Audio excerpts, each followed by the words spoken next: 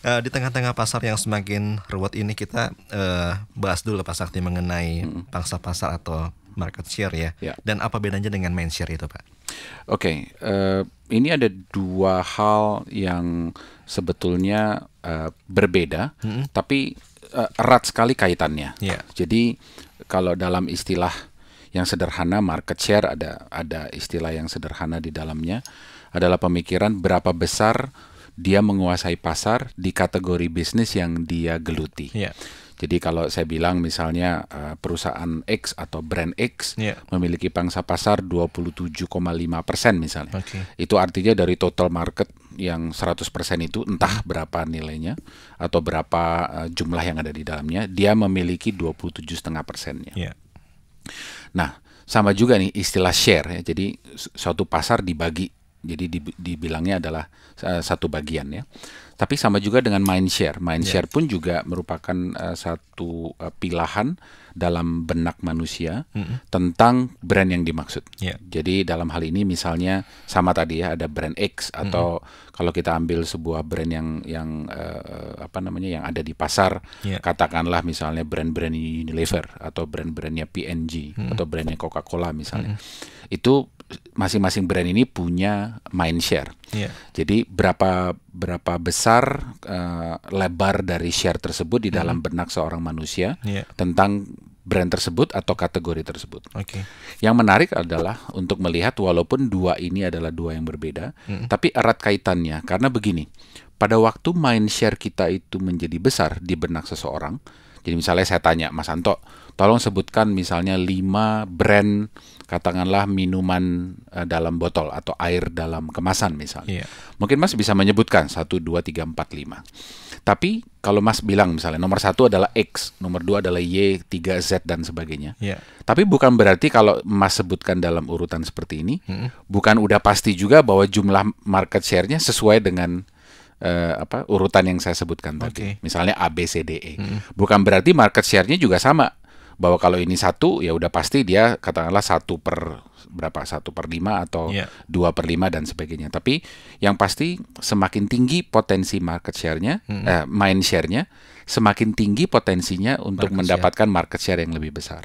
Kenapa? Karena pada waktu dia nanti datang ke pasar, apakah supermarket, apakah hypermarket, dia melihat semua pilihan dari brand yang tadi saya sebutkan, misalnya katakanlah air dalam kemasan, apa yang paling menancap di kepalanya, potentially akan memberi dia satu opportunity untuk mengambil barang tersebut. Karena dari 10 brand yang mungkin dia lihat di depan dia, mungkin yang dia kenal hanya 3. Dan dari 3 itu, mana yang lebih sering dia dengar misalnya di kepalanya, atau mana yang dia sering di telinganya, itu yang akan menjadi alasan nanti, ya udah saya ambil ini saja. Nah, pada waktu brand itu diambil, ini memberikan kontribusi kepada market share. Jadi artinya dia dua hal yang sangat erat hubungannya, tapi dia sebetulnya berbeda. Yang satu berhubungan dengan berapa besar pilahan itu ada di dalam kepala kita, sedangkan kalau market share berapa besar orang-orang yang membeli barang-barang tersebut di pasar. Jadi dari dua hubungan inilah nanti muncul hal-hal yang menarik menurut saya. Misalnya begini, mind share-nya tinggi sekali misalnya. Tapi belum tentu market share-nya juga besar. Karena walaupun dia mengetahui tentang brand ini, kalau ditanya, kamu tahu nggak brand ini? Oh tahu, berarti mind share-nya kan kuat. Tapi kalau ditanya, kamu beli nggak brand ini? Belum tentu saya beli. Jadi artinya tidak berbanding lurus. Bukan berarti kalau mind share-nya tinggi, udah pasti market share tinggi. Walaupun probabilitasnya biasanya seperti itu. Tapi dibalik juga sama. Bisa saja dia mind share-nya tidak terlalu tinggi. Tapi orang beli brand ini dengan secara sehari-hari dan dengan jumlah yang banyak misalnya. Ini pun juga bisa terjadi. Jadi ada kondisi di mana jelas bahwa dua ini tidak berbanding lurus, tapi biasanya satu memberikan probabilitas kepada yang satunya. The higher the mind share, the higher the chance bahwa market share-nya pun juga akan memberikan refleks yang sama. Tapi dia tidak selalu berbanding lurus. Jadi bisa dikatakan probabilitasnya tuh lumayan tinggi ya. Kalau mind share-nya sudah menancap di benak kita, kemungkinan besar market share-nya juga lumayan besar juga Pak Sakti ya. Biasanya begitu. Jadi ada yang dikatakan kalau di kepala kita itu ada yang disebut dengan the golden seven. Yeah. Ya, jadi kalau ditanya misalnya ayat dalam kemasan, suruh menyebutkan 10, biasanya dia sulit.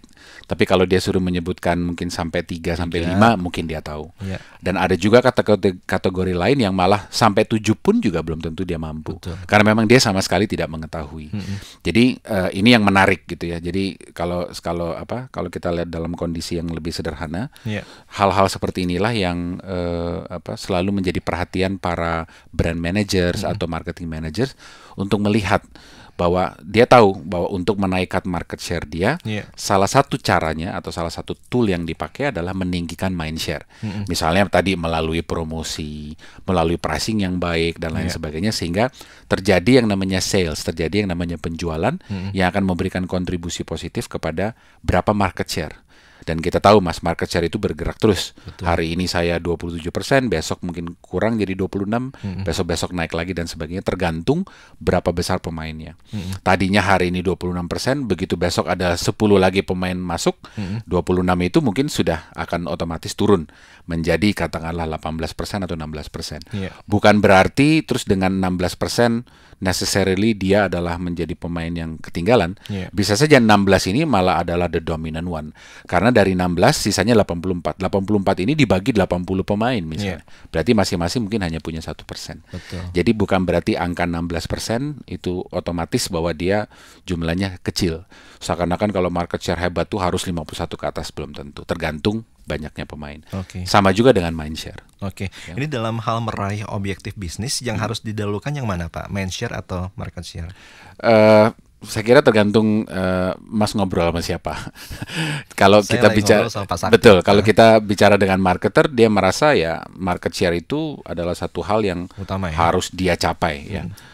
Tapi saya kira sekarang sudah bisa melihat bahwa adanya mind share itu akan sangat-sangat membantu. Jadi kalau dari kacamata saya, mind share-nya dulu. Karena kalau orang nggak pernah tahu, jangankan dia suruh beli, tahu aja dia belum. Jadi mestinya awareness itu adalah hal yang pertama. Dari awareness inilah mari kita ukur nanti mind share saya sebesar apa ada di pasar. Karena inilah yang akan memberikan saya probabilitas dengan untuk mencapai satu potensi market share yang lebih tinggi dari sebelumnya. Jadi mind share dulu ya, promonya harus gencar dulu ya Pak Sakti ya.